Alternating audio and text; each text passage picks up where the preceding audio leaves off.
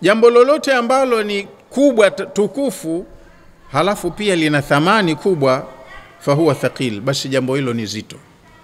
Jambo lolote tukufu kubwa lina thamani, basi ujue hilo jambo ni zito.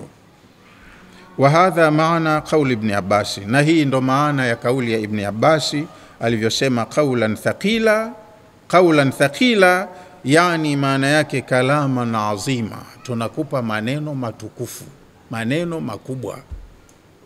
Ndio unaona pamoja na utukufu wa maneno, wengine ndo wameandaa jeshi wakampiga vita. Hawakuona ule utukufu, kheri itakayopatikana, vita, maisha yake yote ni vita, anapigana na watu. Kwa hiyo kweli ni maneno mazito aliyopewa. Wakila, na imesemwa, almuradu, makusudio ya qaulan thaqila, ma fil Qur'ani min alawamiri wan nawahi, ni yale yaliyomo ndani ya Qur'ani. Ujumbe wake Qur'ani una maamrisho, una makatazo. Sasa amri zikija, wanaamrishwa watu, na watakuwa watu wanaamrishwa mambo ambayo hawajayazoea, hawayapendi, watachukia. Au nawahi, makatazo, wanakatazwa watu ambayo ndo mambo yanayoweka mjini, mambo muhimu kwa uchumi wao, mambo muhimu kwa utamaduni wao, wanayapenda, wameyazoea. Kwa hiyo kweli na mambo haya ni magumu kuja kubadilisha utamaduni na mila ya watu. Wengi huwa hawaridhiki hilo. Hata Firauni ndo maana akasema in hadhani la sahirani, Musa na Harun hawa ni wachawi tu, yuridani an yukhrijakum min ardikum bisihirihima, wanataka wakuondoleeni mila na utamaduni wenu kwenye nchi yenu kwa uchawi wao. Wayadhhaba bi tariqatikum almuthla, wanataka wautoweshe utamaduni wenu wa kupigiwa mfano. Mataifa mengine yanakuigeni nyie kwa ustaarabu, huyo anataka uharibu ustaarabu wenu. Kwa hiyo ni mazito kwa sababu thamani yake ni kubwa.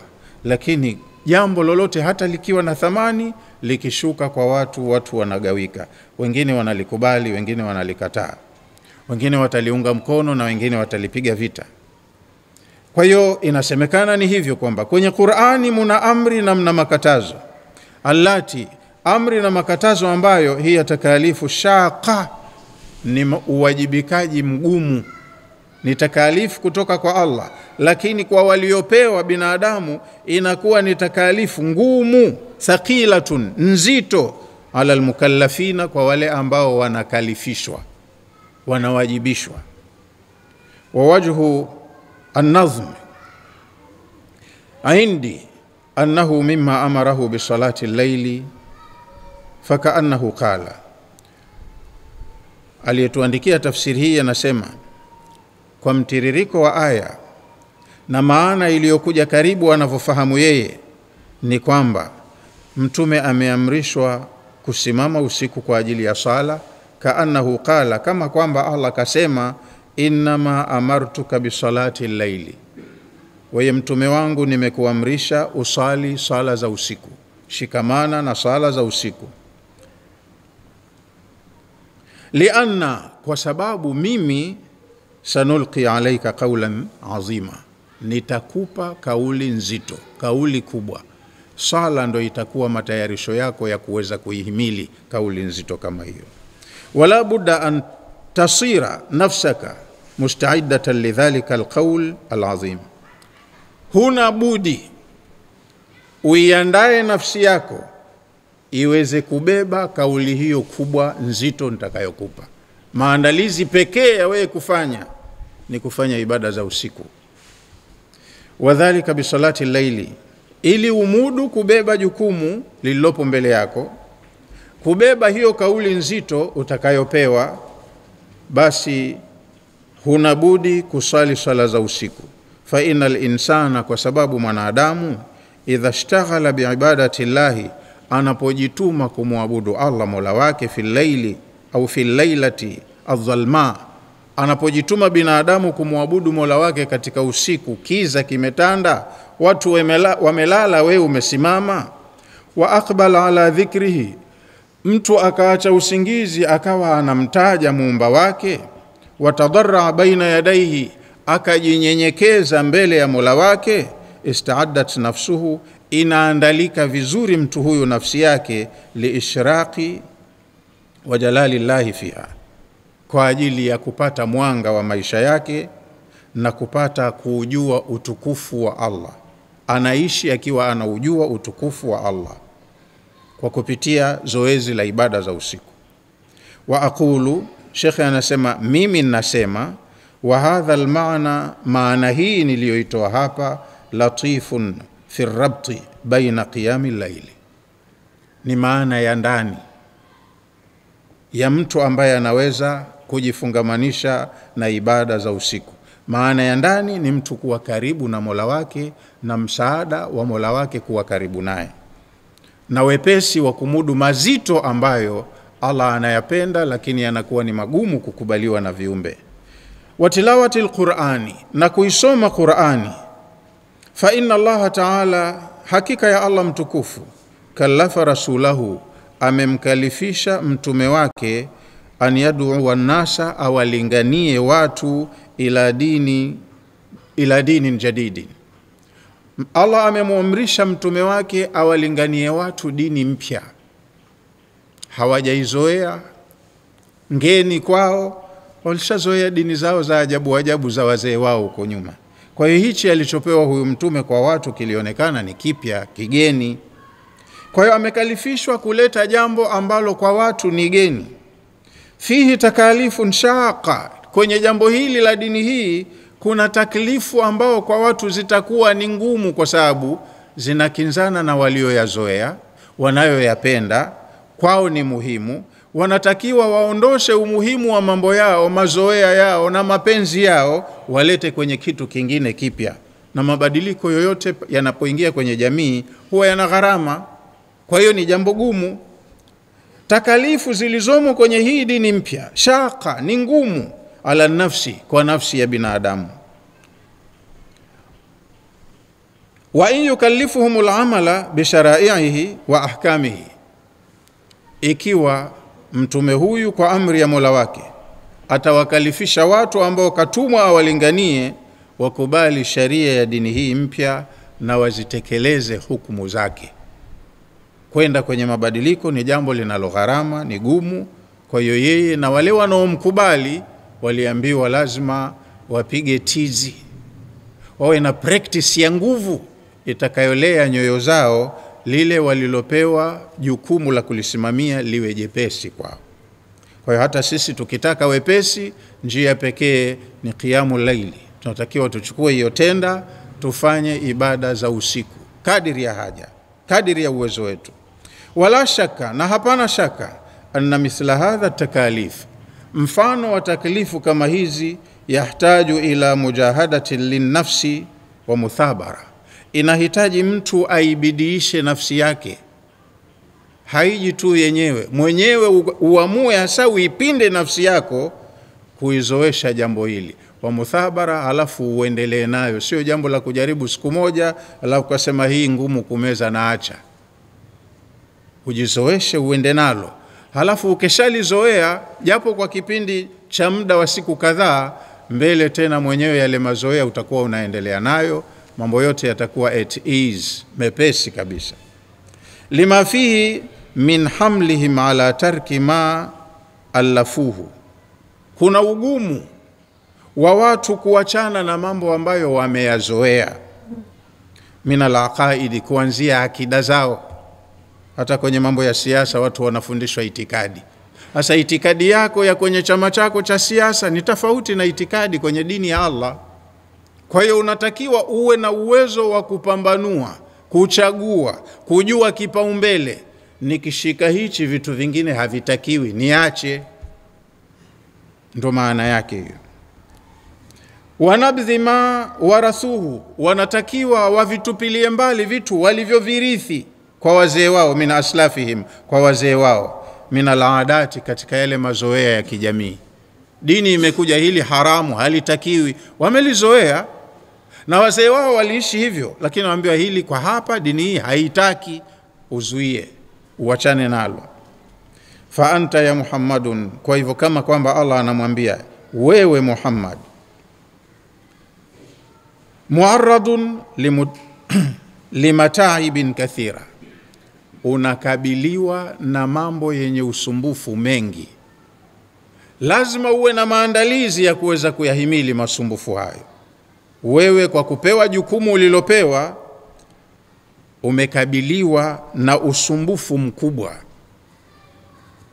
shida kubwa itakupata, wa akhtarun jamma, na hatari kubwa mbalimbali zitakuzunguka, fi sabili hadhihi da'wa, kwa kupigania dini hii au kulingania dini hii. Utakabiliana na hatari nyingi, na ndio maana hivyo tunaona mfano maisha yake yote ni vita tu, vita kabisa. Watu wanalinda na wanaenzi dini zao, na yeye kaambiwa atangaze dini mpya na ailinde mpaka ishinde dini nyingine. Kazi ngumu, ilikuwa inahitaji maandalizi. Kwa hiyo depu ya nguvu kaenda. Wa hamli nasi ala kubuliha, umepewa jukumu sio kulingania tu hii dini, unatakiwa uwashawishi watu waikubali, upate wafuasi watakaoisimamia.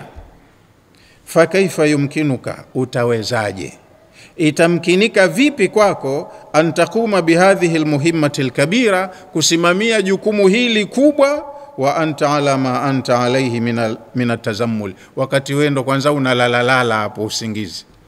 Utawezaje kubeba jukumu hili kama hujaingia depu? Kwa hiyo achana na mazoea kulalalala, acha, jipinde, ujipe practice ya nguvu uweze kuhimili mashaka ya jambo ulilopewa. Jambo hili lina mashaka, na ili iwe rahisi mashaka hayo, uwe na Mola wako uwe karibu.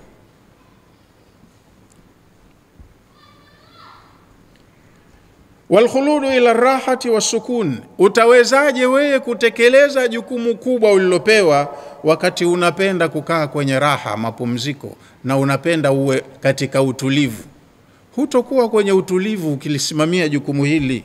Kwa hiyo lazima ujiandae uhimili hiyo hali ya kutokuwa na utulivu. Walbu'di 'anil mashaqi, utawezaje kusimamia jukumu hili wakati wewe hutaki usumbufu, unataka ujiweke mbali na mashaka na matatizo. Madamu unaendea jukumu hili, lazima mashaka, usumbufu itakuwa ndo rafiki yako. Kwa hiyo unatakiwa uchukue zoezi la kuhimili masumbufu yote yatakayokukabili. Wa mujahadati nafsi bituli alibadati wa kathiri tahajjud, unatakiwa usiwe mbali na kufanya ibada sana kwa ajili ya Mola wako, na kuipinda nafsi yako. Jinyime raha kwanza ya dunia, uweze kufanya maandalizi ya kukabili jambo tukufu lenye faida ya akhira yako.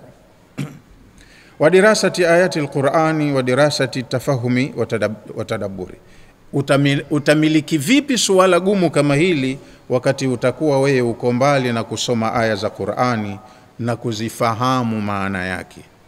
Kwa hiyo tumia usiku, vitu vyote hivi kwa pamoja utavimiliki, vitakuwa vinakuepesishia mazingira mengine magumu yenye utatanishi katika kukabiliana na mambo ya jamii ya watu wasiokuwa na utayari wa kukubali ulichopewa. Fanshat min madjaika idhan, kwa hivyo achana na kulalalala kitandani kwako. Kitanda kwanza kipe likizo, piga zoezi hili. Wastahir ma'dhama laylaka, tumia ukiwa unakesha wakati mrefu wa usiku wako, fi munajati rabbika, uwe unanong'ona, unaongea na Mola wako. Tumia muda mwingi wa usiku kuongea na Mola wako. Isti'dadan litahammuli mashaqi da'wa, hayo yatakuwa ni maandalizi pekee ya kukuwezesha wewe kubeba ugumu wa da'wa. Watabshiri bihadha ad-dini al-jadidi, na itakuwa ndiyo njia nyepesi ya kukuwezesha wewe kuwabashiria watu umuhimu wa dini hii ambayo kwao ni mpya. Wayalaha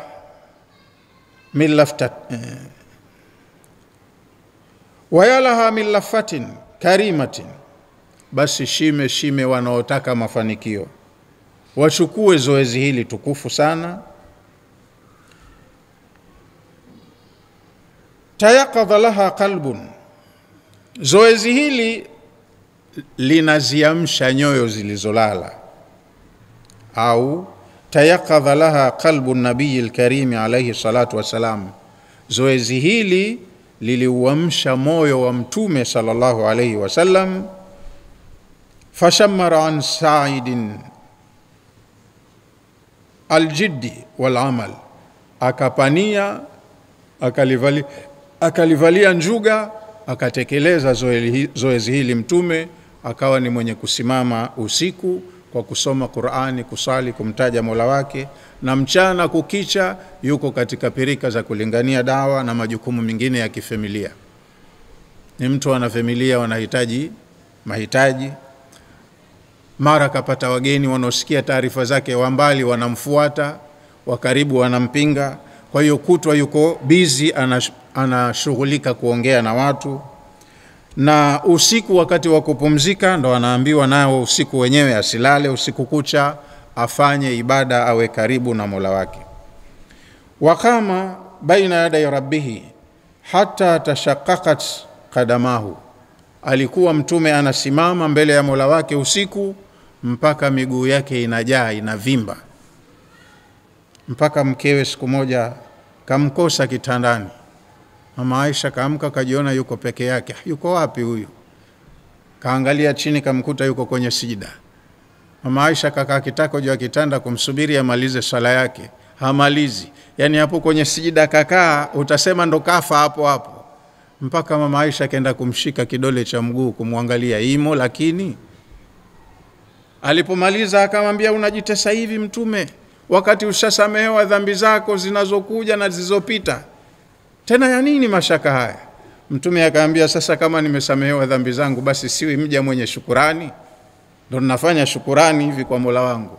Kwa alikuwa yeye anajinyima usingizi, anaacha kitanda chake na mke wake usiku, anafanya wajibu wake wa kuongea na Mola wake.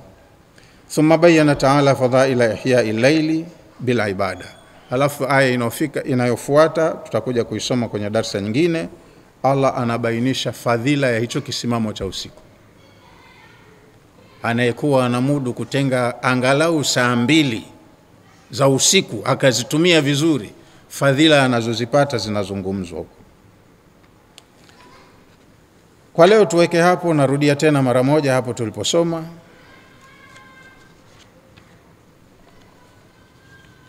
Ya ayuhal muzammilu, ewe uliyelala na kujifunika. Qumil layla illa qalila, simama wakati wa usiku isipokuwa kidogo tu. Simama wakati mwingi wa usiku isipokuwa wakati kidogo ndo upumzike. Mwingi kiasi gani?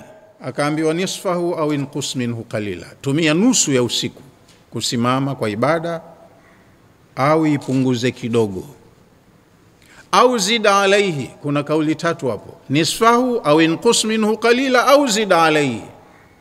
Tumia nusu ya usiku kwa ibada na nusu upumzike, au punguza hiyo nusu ya kusimama upate nyingi ya kupumzika, au zidisha nusu ya kusimama, ya kupumzika iwe ndogo. 3 options. Nategemea na umeshinda vipi, hali yako ikoje. Siku nyingine mtu kwa kweli anachoka, anakuwa kapigika kimaisha, anahitaji muda mrefu wa kupumzika. Kwa hiyo ukijisikia leo nimechangamka, nitasimama nusu ya usiku. Leo niko vizuri zaidi, nitaongeza muda wa kusimama.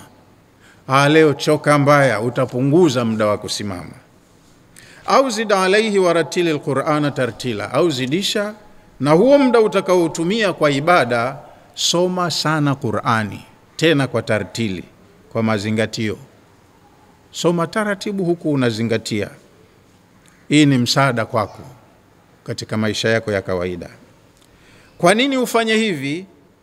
Jawabu, inna sanulqi alayka qawlan thaqila, tutakupa maagizo mazito, yanahitaji mtu mwenye kifua cha kuyabeba na kumudu kuendana nayo. Kwa hiyo ili umudu zoezi hili, ndo tiba peke yake, ndo maandalizi muhimu kwa maneno tutakayokupa. Ya ayuhal muzammilu, ewe uliyelala na kujifunika. Qumil layla, simama usiku, illa qalila, isipokuwa muda kidogo wa kupumzika. Nisfahu au inqus minhu qalila, tumia nusu ya usiku kufanya ibada, au ipunguze kidogo hiyo nusu, au zid alaihi, au iongeze hiyo nusu. Waratili alqur'ana tartila. Nini cha kufanya? Soma vizuri Qur'ani kwa mazingatio wakati wa usiku. Inna sanulqi alayka qawlan thaqila, kwa sababu tutakupa neno zito, tutakuletea, tutakutupia, tutakubwagia neno zito. Linahitaji ujasiri, umakini na uwezo wa kulihimili. Aya 5 hizo leo tumesoma, kwa leo zinatosha. Wallahu a'lamu, wassalamu alaykum wa rahmatullahi wa barakatuh.